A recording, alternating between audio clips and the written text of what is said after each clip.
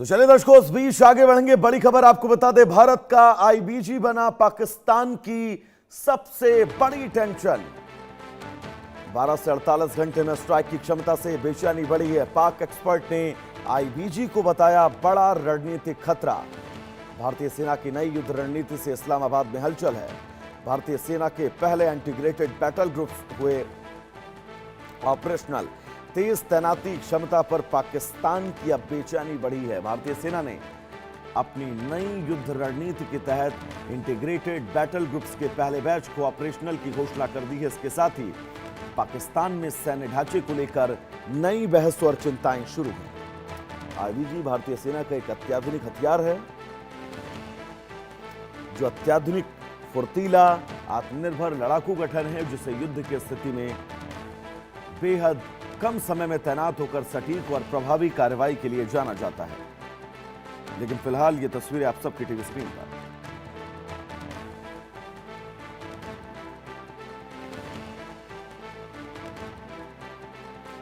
हमारे साथ wing commander आलोक सहाय जी जुड़े हुए हैं, डिफेंस एक्सपर्ट हैं। सर, बहुत स्वागत है आपका इंडिया न्यूज पर। नमस्कार। इस खबर को सर कैसे देखते हैं? पाकिस्तान की टेंशन कैसे बढ़ने वाली है और इसका सबसे मूल रोल क्या है भारत के लिए, पाकिस्तान के परिप्रेक्ष्य में एक बार समझाइएगा।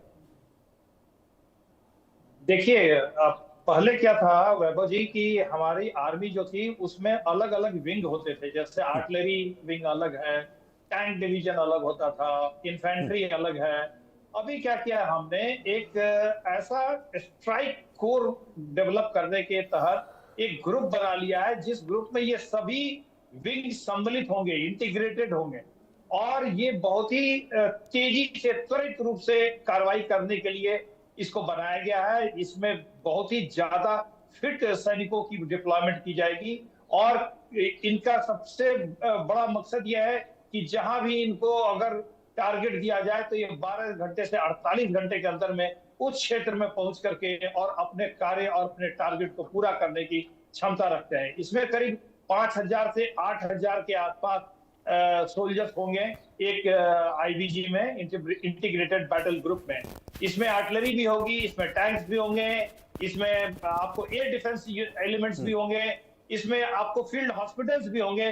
मतलब ये सेल्फ सफिशिएंट एक कॉम्पैक्ट यूनिट है और हाईली मोबाइल यूनिट है और जिसकी मारक क्षमता बहुत ही तेज होगी।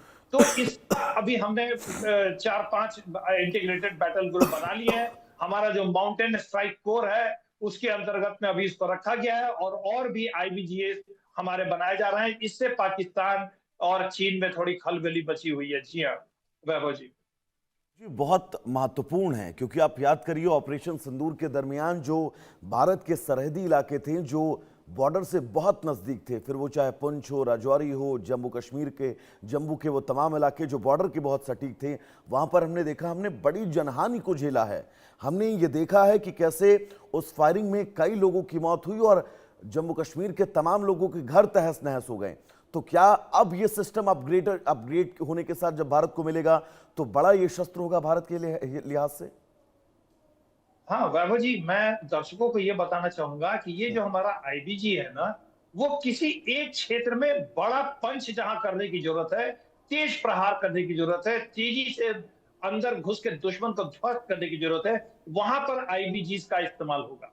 और आईबीजी जो है वो धीरे धीरे पाकिस्तान के बॉर्डर में भी हर एक, उत्तर से लेकर के कश्मीर से लेकर के गुजरात तक लगाए जाएंगे। इनके खास खास एरियाज होंगे। तो इस ऐसे में क्या होगा कि किसी भी जगह पे अगर हमें जरूरत है कि इस जगह दुश्मन को चोट पहुंचानी है और अच्छी तरह से चोट पहुंचानी है, तो हमें ज्यादा आर्मी और ज्यादा और यूनिट से कोऑर्डिनेशन करने की जरूरत नहीं है। सिर्फ हम एक आईबीजी यूनिट को कांटेक्ट करेंगे, उसको ये एरिया देंगे और टारगेट देंगे और 12 से 48 घंटे के अंदर में आईबीजी जो है उस क्षेत्र में जाकर के बहुत तेजी से दुश्मनों का सर्वनाश करेगी।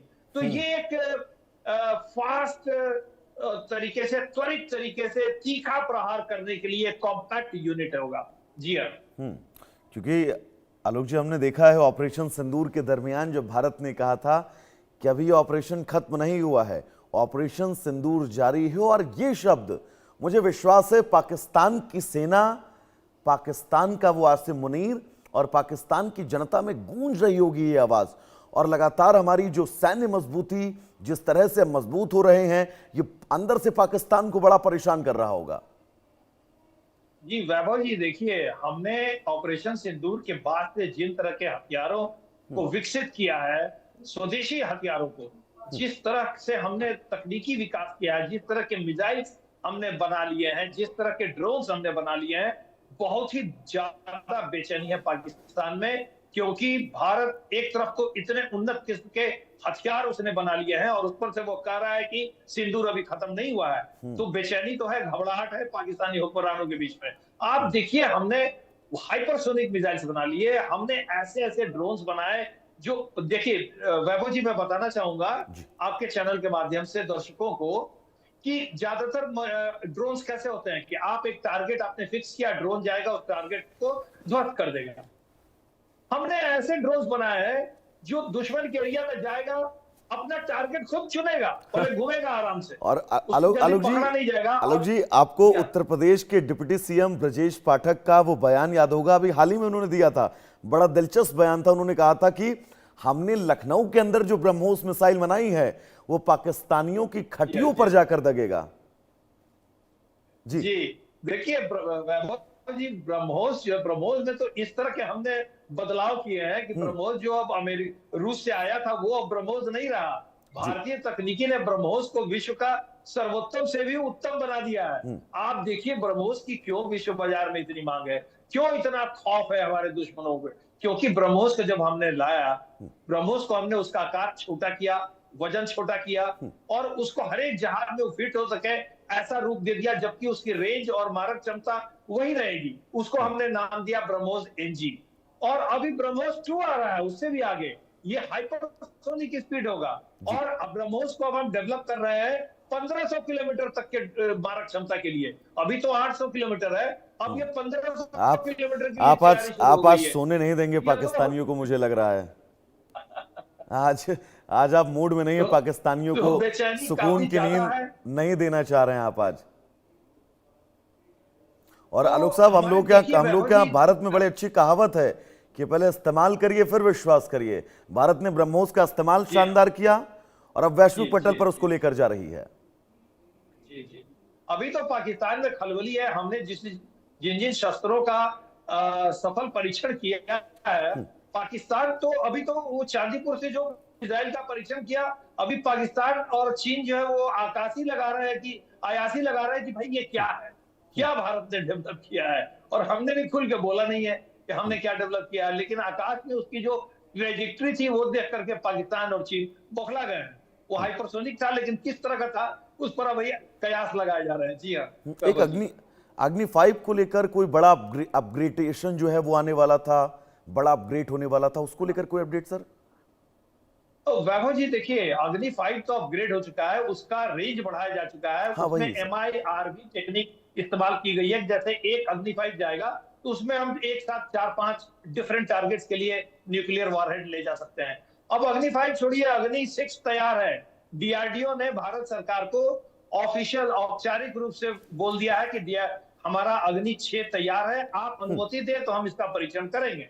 तो अभी तक आधिकारिक रूप से भारत सरकार ने सार्वजनिक रूप से इसका कोई घोषणा नहीं की है परीक्षण के लिए। तो अग्नि का तो बहुत, अग्नि 5 से काफी हम आगे निकल चुके हैं वैभव जी, हम जनता को बताना चाहेंगे। मैं थोड़ा कंफ्यूज था, इसीलिए मैंने आपसे क्लियर किया सर। अच्छा आलोक जी, देखिए हमेशा जो भी युद्ध हो, जो भी संघर्ष हो, कोई भी मोर्चे पर युद्ध क्यों ना हो, संघर्ष क्यों ना हो, हम सीखते जरूर हैं कुछ ना कुछ। ऑपरेशन सिंदूर में भारत ने अपनी ताकत का इजाफा किया, अपनी ताकत का प्रदर्शन पूरी दुनिया को दिखाया, लेकिन कुछ ना कुछ तो ऐसा जरूर होगा जो सीखा होगा हमने। जी वैभव जी, हमने ये जरूर सीखा, अंदेशा हमके शुरू से ही था कि अब आगे आने वाले युद्धों में नई तरह के उन्नत किस्म के हथियारों की भूमिका ज्यादा अहम होगी। जैसे मिसाइल्स की भूमिका ज्यादा अहम होगी, जैसे ड्रोन्स की भूमिका ज्यादा अहम होगी, जैसे एयर डिफेंस एलिमेंट जिसका सबसे तकनीकी रूप से सक्षम होगा और मजबूत होगा, वो निर्णायक भूमिका निभाएगा। तो ये सब चीजें हमने सीखी हैं और इन्हीं क्षेत्रों में आप देखिएगा हमने बहुत तेजी से विकास किया है। 2 और लाख और करोड़ आलोक जी, मेरा की ये सवाल भी था जी आपसे, बहुत महत्वपूर्ण बात आप कह रहे हैं। अगर हम सिंधु घाटी सभ्यता में आज के युग की AK-47 लेकर चले जाएं, हम तो वहां पर पूरी सल्तनत बसा सकते हैं सिर्फ एक AK-47 से, है ना सर? तो जी हमें कैसे अपडेट होना है, ये हमें जानना बहुत जरूरी है और देश के नागरिकों को जानना बहुत जरूरी है। जी वैभव जी, देखिए हमें अपडेट होना है। सबसे पहले एयर डिफेंस को अपना बहुत ही मजबूत करना है, और बिल्कुल सर। उसके लिए हम तेजी से कदम आगे बढ़ा रहे हैं। हमने S-400 लिया, हमने आकाश डेवलप किया, हम वहीं पर नहीं रुके। हमने हमने अब और भी तरह तरह के पूषा प्रोजेक्ट हमने डेवलप किए, जिसमें हमारा स्वदेशी मिसाइल्स होंगे। 3 तरह के रेंज होंगे, M1, M2, M3। और जो M3 है उसका रेंज 450 से 500 किलोमीटर होगा। तो M3 जिस दिन हमारे पास आ जाएगा इंटीग्रेट होके, ये बस कुछ ही महीनों की और बात है, उसके बाद हमको S-400 की भी जरूरत नहीं पड़ेगी। और हमने जो सारे एयर डिफेंस एलिमेंट्स है, लॉन्ग रेंज से लेकर के शॉर्ट टैक्टिकल रेंज तक, 50-100 मीटर तक भी, जो दुश्मन का छोटा ड्रोन भी अगर घुस के आ गया, तो उसको हम कैसे इंटीग्रेटेड एयर डिफेंस गन से उसको, या लेजर गाइडेड वेपन से ध्वस्त करेंगे। तो ये इस तरह के भी हथियार हमारे हैं। और हमने क्या किया है कि इन सारों को एक सेंट्रलाइज कमांड एंड कंट्रोल में इंटीग्रेट करके एक कॉम्पैक्ट यूनिट बनाई है, ताकि दुश्मन का कोई भी आक्रमण हो, चाहे वो वायुयान के द्वारा हो, फाइटर्स के द्वारा, या ड्रोन के द्वारा, या मिसाइल के द्वारा, तो ये इंटीग्रेटेड कमांड कंट्रोल सिस्टम तुरंत पहचानेगा और तुरंत टारगेट एलोकेट करेगा उस आक्रमणकारी मिसाइल या जहाज के अनुसार, कि इसके लिए कौन सा हमको हथियार लॉन्च करना है। इसके लिए क्या मैं आकाश लॉन्च करूं, या बैरकेट लॉन्च करूं, या S-400 लॉन्च करूं, ये integrated with in seconds decision हो जाएगा। और इसलिए आर्टिफिशियल इंटेलिजेंस असिस्टेड डिसीजंस होंगे। तो इसमें जो देरी होती है वो देरी नहीं होगी। और हमने ये सिस्टम डेवलप किया है, और इसको बहुत जल्दी पूरी सीमा पर इसको कवर करके लगा दिया जा रहा है। आलोक जी, सेल्फ डिफेंस का आपने जिक्र किया, मुझे याद है ऑपरेशन सिंदूर के दरमियान जब मैं जैसलमेर बॉर्डर पर था, तो वहां पर पाकिस्तान के जितने भी ड्रोन, जितनी भी मिसाइलें आ रही थी, वो हवा में ही इंटरसेप्ट हो जा रही थी। और हमें सुबह फोन आ रहा था कि भाई फलानी जगह पे जो है वो इनके मिसाइल का वॉरहेड गिरा हुआ है, आकर रिकॉर्ड कर लीजिए। हम लोग फटाफट पहुंचते थे और उसके बाद उसको डिफ्यूज किया जाता था। तो ये और कितना एडवांस होने की जरूरत है, क्योंकि अगर आप कितनी भी बड़ी मिसाइल दाग ले, हमारी हवा क्षेत्र में आएगी, वो इंटरसेप्ट हो जाएगी। देखिए वैभव जी, इंटरसेप्ट करने के लिए कई लेयर्स बनाने की जरूरत होती है। एक लेयर से काम नहीं चलता है। और बिल्कुल सर, क्योंकि हम एक बहुत छोटे से रॉकेट के लिए उसको इंटरसेप्ट करने के लिए हम S-400 का इस्तेमाल नहीं कर सकते हैं। जी हाँ, जी हाँ, जी हाँ। और उसके अलावा भी एक और बात है बाबू जी, मैं बताना चाहूंगा कि जब स्वार्म अटैक होता है ना, एक साथ मान लीजिए 10-15 मिसाइल आपके ऊपर लॉन्च कर दी जाए, या एक साथ 50 मिसाइल लॉन्च कर दिया जाए, या मल्टीपल वॉरहेड के साथ लॉन्च कर दिया जाए, तब क्या होता है कि 1-2 मिसाइल, 5 से 10% मिसाइल जो है वो आपके एयर डिफेंस को पेनिट्रेट कर जाते हैं। तो आपका जो है, अगर कई लेयर होगा, तो वो जो पेनिट्रेट कर गया है उसको भी आप मार के ध्वस्त कर देंगे।